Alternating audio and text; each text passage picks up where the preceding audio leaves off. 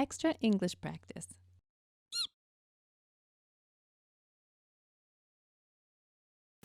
In this video, we're going to talk about a situation we all have to deal with in life, which is when we hear some bad news. So we're going to give you some ways to respond to bad news, some things to say to people when they're upset. And the examples we're giving are appropriate expressions to use in North American culture to make someone feel better. So if someone tells you that they lost their job, or their friend or someone close to them is sick, or someone has died, it's hard to know sometimes how to respond to that. So we want to talk about that. And the main go-to expression you're going to want to keep in your mind and use is, I'm sorry to hear that. I'm sorry to hear that.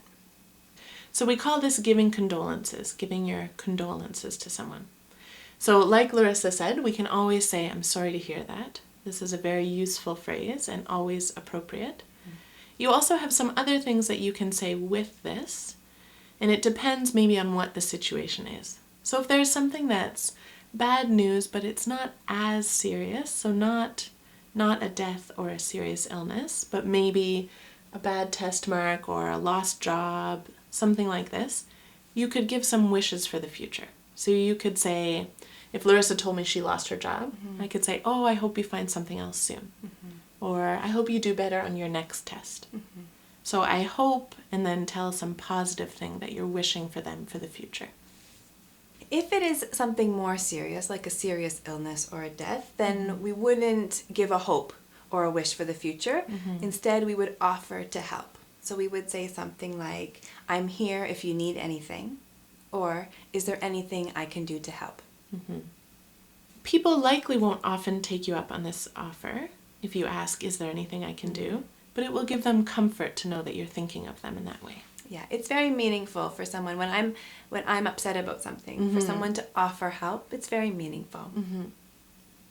The last thing you might want to do in the case of some serious bad news is to give your thoughts and prayers. This is what an expression we use in English. So it means you just let the person know you're thinking of them. So you might say, I'll be thinking of you, or my family and I will be thinking of you. You could also give prayers if that's something you do. So I could say to someone, oh, I'll pray for you, or we'll be praying for you.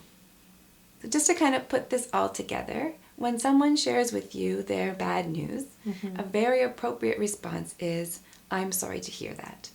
And then from there, you can follow up with either, I hope things get better, or is there anything I can do? Or I'll be praying for you or thinking about you. And remember, in the case of a really serious piece of bad news, such as a death or a serious illness, you wouldn't use the expression, I hope, etc. Because in this case, it's just very sad. You're acknowledging that it's very sad. Yeah, that's all. So we would use this expression, I hope you find a new job, in a less serious situation. Or if someone has a cold or something that they will recover from, I hope you get well soon. I hope you feel better soon. It's very common. Yeah. We're going to do a couple of role plays just to show you it all put together. Oh, Misha, are you okay? Yeah, I've been so sick all week. I have a really sore throat and a bad cough. Oh, I'm sorry to hear that. I hope you get better really soon. Thanks, Larissa. Boop, boop, boop. Hello? Hey, Larissa, it's Misha. Oh, Misha, how's it going? I'm pretty good. How are you doing? I'm okay. Why do you sound a little down? Well, I was in a car accident the other day. Oh no! Oh my gosh, are you okay? Yeah, I'm fine. I just broke my leg. Oh, that's awful. I'm really sorry to hear that. Thanks. Is there anything I can do to help? Do you guys need me to go get some groceries or something? Oh, that's really thoughtful. Thanks, Misha. Yeah. Hey, Misha, you look down. Yeah, it's been a really awful week. My uncle was really sick and he died on the weekend. Oh, no. I'm so sorry to hear that. Thanks, Larissa. Wow, I'll be praying for you. Thank you.